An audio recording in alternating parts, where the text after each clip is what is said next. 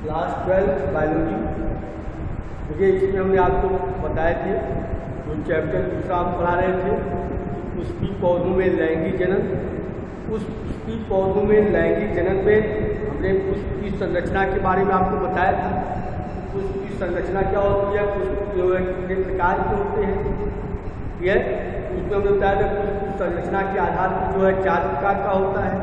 बाहर की जो लेयर होती है उसको हम बाह्यदल कहते हैं या कैलिक्स कहते हैं। दूसरा जो होता है दलपुंज कहलाता है या कोरोला कहलाता है। यह जो रंगीन होता है कीटों को अपनी ओर आकर्षित करता है, जिससे परागण की क्रिया होती है। तीसरा हमने बताया था कि पुष्प का जो तीसरा भाग होता है या जो तीसरा चक्र होता है उसको हम पुंगंग कहते हैं या एंडोसियम कहते हैं। और पुंगंग के अंदर जो होता है उसकी जो इकाई होती है वह पुंकेसर होती है।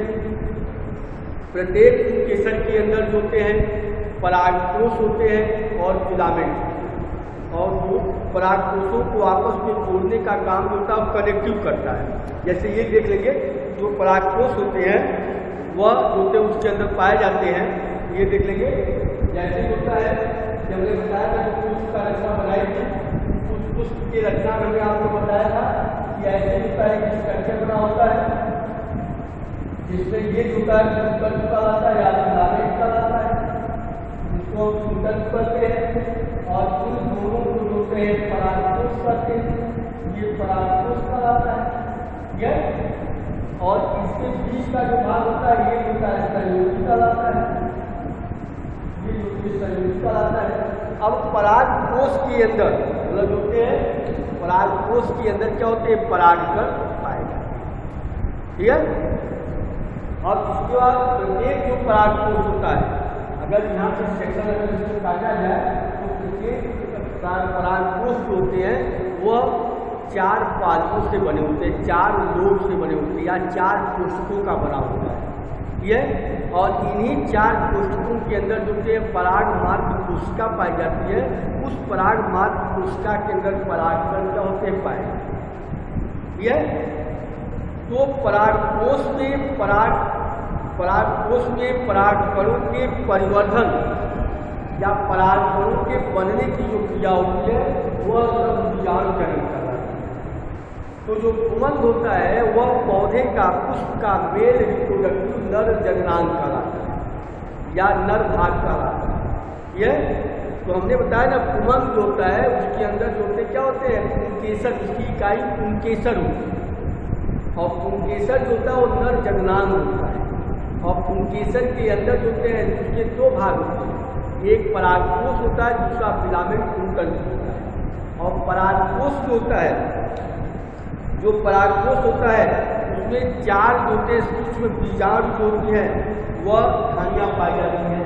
मतलब 4 जो है सूक्ष्म बीजाणु मात्र कोशिकाएँ पाई जाती है जो है पॉलिन मदर सेल्स होती है। और इन 4 जो सूक्ष्म धानियाँ होती हैं पॉलिन ग्रेन मदर सेल होती हैं, इनके अंदर परागकण क्या होते हैं भरे जाते हैं। परागकण जो होते हैं पाए जाते हैं क्योंकि परागकणों का जो होता है परागकणों का जो नियंत्रण होता है वह जो होते हैं परागकणों का जो नियंत्रण होता है वह परागकण मात्र कोशिकाओं में जब अर्धसूत्री विभाजन होता है तब होता है। एक तरह से कहा जाता है कि परागकण का जो निर्माण होता है वह परागकणों के अंदर जो उपस्थित जो मात्र कोशिकाएं होती हैं जब उनमें अर्धसूत्री विभाजन की क्रिया होती तब होता है। ठीक है। तो हम आते हैं मेल रिप्रोडक्टिव ऑर्गन होता है जिसको लघु बीजाणु जनन।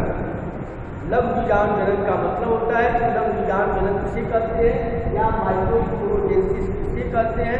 इसका मतलब होता है परागकोश में परागकणों का जब परिवर्धन होता है उसका जब निर्माण होता है उसे हम लघु बीजाणु जनन क्रिया। और जो परागकोश होता है वह ज्योतिकी जो कोशिकाएँ होती हैं मेरिस्टेमेटिक जो टिश्यू होती हैं सेल्स होती हैं उनसे बना होता है। मेरिस्टेमेटिक कोशिकाओं से मिल करके होता है वह बना होता है। तो ये जो कोशिकाएँ उसके बाहर का जो लेयर होता है उसको एपिडर्मिस कहते हैं और अंदर की जो लेयर होती है उसको मेरिस्टेमेटिक सेल कहते हैं। और ये जो कोशिका होती है वह क्या होती है उसमें बारंबार विभाजन होता है और विभाजित होकर के कोशिकाएँ होती हैं एक बड़ी कोशिका का निर्माण करती है। उस कोशिका को प्रकट कोशिका कोशिका का, और उसके नीचे होता है एक सघन कोशिका बन जाती है। उस सघन कोशिका को प्रीकैम्बियम स्टैंड कहते हैं, प्रीकैम्बियम स्टैंड कहा जाता है। और ये जो प्राथमिक कोशिका होती है वह बार बार विभाजित होती है, मतलब अंतर डिवीजन और परिणत डिवीजन या एंटीक्लाइनल और पेरिक्लाइनल डिवीजन उनके अंदर विभाजन होता है। और उस विभाजन के द्वारा जो होता है कि इसके अंदर होता है दूसरी कोशिका है, पेराइटल कोशिका है और स्पोरोजिनस कोशिकाओं का निर्माण। और ये स्पोरोजिनस कोशिकाएं या जो प्राथमिक कोशिका होती है यह, और ये बार बार विभाजित हो जाती है, और विभाजित होकर के कोशिका के नीचे जो होती है वह कई होता है एक परत मोटी रचना का निर्माण करती है। यह इसके नीचे जो होता है उसे अंतःस्तर कहते हैं, और इसके नीचे जो होता है जो बनता है अंतःस्तर के नीचे मध्य स्तर कहलाता है।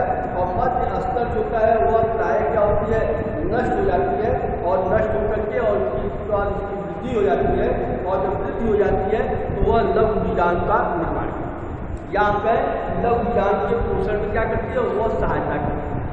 तो कहने का मतलब हमारे हुआ कि जो प्राइमरी आर्टरी स्पोरियल सेल्स है, प्राथमिक जो कोशिका होती है उसके अंदर विभाजन होता है परिणत और जो होता है एंटीक्लाइनल और पेरिक्लाइनल डिवीजन होता है। जब पेरिक्लाइनल डिवीजन होता है तो उसके अंदर जो नीचे की जो स्तर होता है वो मोटा हो जाता है, जिसको हम अंतःस्तर कहते हैं। और अंतःस्तर के नीचे की जो कोशिका होती है उसको मध्य स्तर कहते हैं, और मध्य स्तर जो कि नष्ट हो जाती है वह लघु बीजाणु का पोषण करता है। इसके बाद प्राथमिक जो लघु बीजाणु होता है, जो प्राथमिक लघु बीजाणु होता है उसके अंदर जो जनन कोशिकाएं होती है स्पोरोजिनस सेल्स होता है। ये स्पोरोजिनस सेल्स होता है वह 2 या 3 विभाजन के द्वारा, मतलब 2 या 3 बार विभाजित होती हैं, और विभाजित होकर के अनेक सूक्ष्म बीजाणु मात्र कोशिका का निर्माण, ये सूक्ष्म बीजाणु मात्र कोशिका का निर्माण हो जाता है। और इस कुछ बीजाणु मात्र कोशिका का जब निर्माण करती है, इनमें से कुछ क्या होती है, नष्ट हो जाती है, इनमें से कुछ नष्ट हो जाती है, और कुछ क्रियात्मक जो लघु बीजाणु मात्र कोशिका होती है वह विभाजित हो जाती है, और विभाजित होकर के 4 लघु बीजाणुओं का निर्माण करती है। मतलब 4 लघु बीजाणु बन जाती है, 4 लघु बीजाणु बन जाती है। यह देखिए इसके जो होता है, इसके नीचे जो होता है इंडोथीसियल लेयर होती है, इंडोथीसियल के नीचे कैप्टम लेयर होती है। आज क्वेश्चन पूछा था कैप्टम का काम क्या होता है, तो कैप्टम जो होता है वो लघु बीजाणुओं का पोषण करने में सहायता करती है। आप ये याद रखिएगा कि कैप्टम जो स्तर होता है वह लगभग होता है कि बाह्य त्वचा के नीचे लगभग 7 से 8 स्तर नीचे जो होती है एक लेयर पाई जाती है, एक परत पाई जाती है, जिसको हम कैप्टम कहते हैं। और कैप्टम जो होता है वो पोषण करने में क्या करती है, सहायता करती है। ठीक है।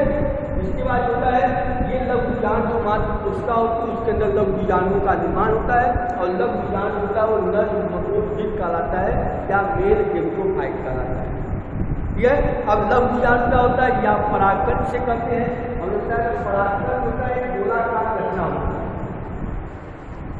परागकण के बाहर होता है एक उजली रचना होती है जो स्पोरोपोलिनी की बनी होती है, इसको विज्ञान कहते हैं।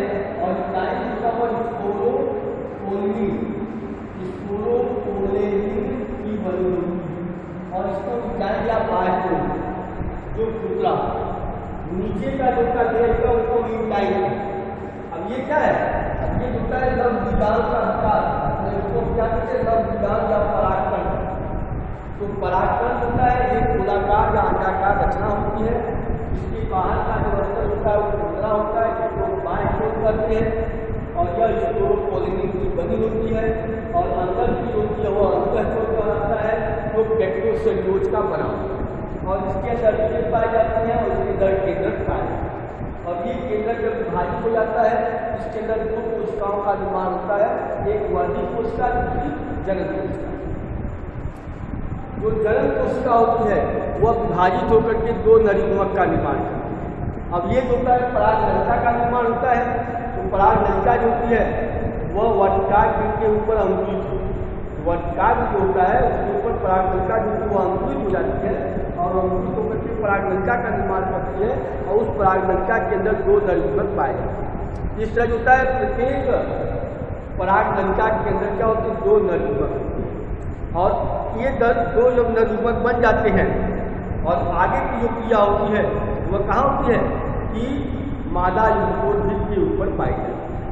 ये तो कहने वाला देखिए ये पास फिर समझ लीजिए। इसमें जो होता है लघु बीजाणु का निर्माण होता है, इसके बाद लघु बीजाणुओं का विकास हमने समझा दिया। लघु बीजाणु का विकास कैसे होता है, पहले आप समझिए कि लघु बीजाणु क्या होता है या परागकण से करते हैं। तो हमने बताया कि परागकण होता है एक अंडाकार या जो है गोलाकार रचना होती है। परागकण के बाहर जो होती है एक खुदरी लेयर होती है जिसको हम एग्जाइन करते हैं या बायचोल, और वह पोलोपोलेनिन की बनी होती है। और उसके नीचे जो कि एक खुदरी लेयर होती है जिसको एग्जाइन करते हैं और या अंतःचोल करते हैं, और यह पेक्टोसेल्यूलोज की बनी होती है। ठीक, ये लघु बीजाणु हो गया। अब इसका विकास कैसे होता है, मतलब लघु बीजाणु का विकास हमने बताया कि ये जो लघु बीजाणु होता है इसके अंदर केंद्रक पाया जाता है और ये केंद्रक विभाजित हो जाता है और विभाजित होकर के वर्धी केंद्रक और होता है जनन कोशिका का निर्माण करता है। अब ये जनन कोशिका जो होती है वो जनन छिद्र होता है, उसी से जोड़ते हैं निकल करके पॉलिन नलिका का निर्माण करती है, पराग नलिका का निर्माण करती है। उस पराग नलिका के अंदर वर्धी कोशिकाओं का विभाजन नहीं होता है, केवल जनन कोशिकाओं का विभाजन होता है। जनन कोशिकाएं विभाजित होकर के दो नर युग्मक का निर्माण होता है। ये और ये नर युग्मक होता है निषेचन की क्रिया के लिए क्या होते हैं, तैयार हो जाते हैं। निषेचन की क्रिया जो होती है वह तैयार हो जाती है। निषेचन की क्रिया कहाँ होती है, मादा युग्मकोद्भिद के पास। ये जो होता है लघु बीजाणु जनन, उसका विकास और उसका जो होता है उसके बारे में संबंध में समझाए। और ये फिगर आप बना लेंगे, किताब में फिगर दिया होगा और उसके आधार पर इसको आपको समझाना है। यह लघु बीजाणु जनन की बात आता है कि उसका जो चौथा चक्र होता है, उसका जो चौथा चक्र होता है उसको क्या करते हैं, जायान। इसके बाद जो आता है उसका जो चौथा चक्र है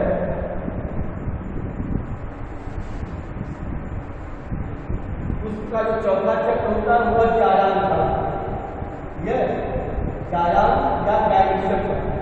ये मैं तुझे समझाया था। गाइडेंस की जो साइज होती है उसकी क्या होती है, कार्पेल होती है या पिस्टिन होती है, या उसको कहते हैं स्त्री केसर चक्र। स्त्री केसर चक्र। और प्रत्येक स्त्री केसर के होते हैं 3 भाग होते हैं। देखिए इस तरह प्रत्येक स्त्री केसर के होते हैं और 3 भाग। ये होता है ये भाग कहलाता है उसको वर्टिकल कहते हैं, वर्टिकल। और ये जो भाग कहलाता है वो वर्टिकल कहलाता है। और ये जो भाग होता है रचना बनी होती है, इस तरह का जो भाग होता है ये जो दूसरा वो भाग होता है वो अंडाशय कहलाता है, अंडाशय। ये और ये जो है इस तरह बदलने जो भाग होता है अंदर का जो भाग होता है वो बीजाणु। ये फीमेल रिप्रोडक्टिव आर्गन होता है या जो है उसका मादा जननांग कहलाता है और इसकी इकाई जो होती है स्प्लिकेशन कहलाती है। एक स्प्लिकेशन के 3 भाग हो गए, वर्टिकाक, वर्टिका और अंडाशय। ठीक, अब इसी से जो होता है मादा युग्मक का निर्माण होता है। जैसे उसमें हमने आपको बताया था कि वहाँ पे जो होते मादा युग्मक जो होते हैं उनमें भी विभ्योतक कोशिकाएं पाई जाती हैं। और ये जो कोशिकाएं होती हैं, जो विभ्योतक कोशिकाएं होती हैं वह जो होता है विभाजित होती है। मतलब यहाँ पे जो होता है जो मादा युग्मक होती है उनमें ये रचना होती है, ऊपर विभाग होता है और इसके बाद मादा युग्मक का निर्माण होता है, बीजांड का निर्माण होता है जिसको हम मादा जननांग करते हैं। तो प्रत्येक अंडक से जो अंडक होता है उसके 3 भाग होते, ये दिखाई दिया हमने आपको समझाया कि प्रत्येक अंडक जो होते हैं उसके 3 भाग होते हैं। वह जो होता है वर्टिकाग्र, वर्टिका और अंडाशय कहलाता है। यह और यह पुष्प का मादा जननांग होता है और इसी से मादा जनन का विकास होता है। और ये मादा जनन का विकास होता है उसको हम अगले दिन आपको डिटेल में समझाएंगे क्या होता है। ठीक है, धन्यवाद।